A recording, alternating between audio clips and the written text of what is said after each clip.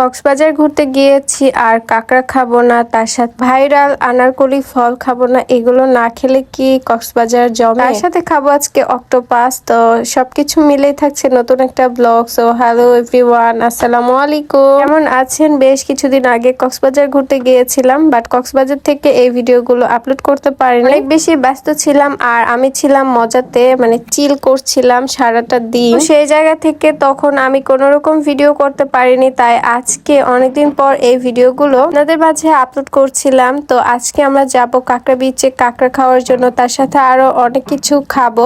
তো এখানে ভাইয়া আমাকে বলছিল যে কোন কাঁকড়া খেলে ভালো হবে। 80 টাকার ছিল, 120-এর ছিল, কিংবা তার থেকে আরো বেশি বড় কাঁকড়া ছিল যেগুলোর প্রাইস আরো বেশি ছিল। তার সাথে গিয়েছিলাম কক্সবাজারের কাজল, মানে ভাইরাল কাজলের সাথে দেখা করতে, বাট তখন সেই সময় সে ছিল না, তাই জন্য দেখা হয়নি।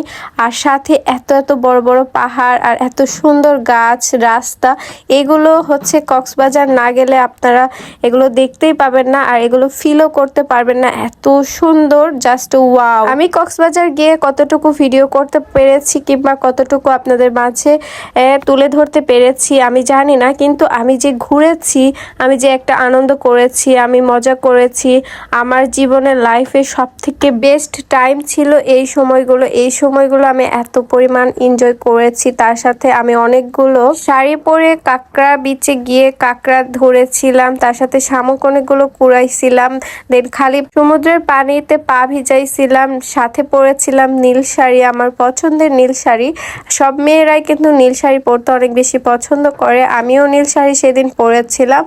আর মেন কথা হচ্ছে ভিডিও করে যে সবকিছু দেখালে আপনার মজা কিংবা ইমেজগুলো দেখতে পাবেন তা না। আমি যে মজাগুলো করেছি সেগুলো আমি সারা জীবন মনে রাখবো। আর এত সুন্দর একটা পরিবেশ, ভাইয়াটা অনেক বেশি ভালো ছিল। গিয়েছিলাম টেকনাফ, তার সাথে আরো অনেক কয়েক জায়গা আমরা ঘুরেছিলাম, যে জায়গার ভিডিও আপনারা আস্তে আস্তে আরো নেক্সট অনেক ব্লগে দেখতে পাবেন। সব ভিডিও তো আর একসাথে করা সম্ভব না, কিংবা একসাথে দিলে আপনারাও কনফিউশনের মধ্যে পড়ে যাবেন। তো যাই হোক, আপনারা কাঁকড়া বিচে গিয়ে কিংবা কাঁকড়া খেয়েছেন, কক্সবাজার গিয়ে কেমন কি লেগেছে, তার সাথে আনারকলি ফল খেয়েছিলাম। আনারকলি ফল সবসময় পাকাটা নেবেন, পাকাটা অনেক বেশি মিষ্টি, আমার কাছে অনেক বেশি ভালো লেগেছিল।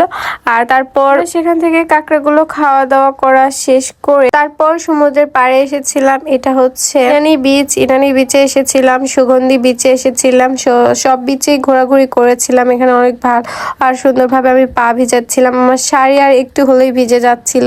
জাস্ট ঢেউগুলো দেখেন এত সুন্দর। আর যদি কারো মন খারাপ থেকে থাকে তাহলে অবশ্যই কক্সবাজার ঘুরতে আসবেন। ঘুরতে আসলে আপনি এমন একটা ফিল পাবেন যেটা সারা জীবন আপনার মনে থাকবে। আর এই জায়গাগুলো অনেক বেশি ফাঁকা ছিল, তাই এখানে দৌড়াদৌড়ি কিংবা লাফালাফি করলে কেউই কিছু বলবে না, তাই জন্য আমি একটু লাফালাফি করেছিলাম।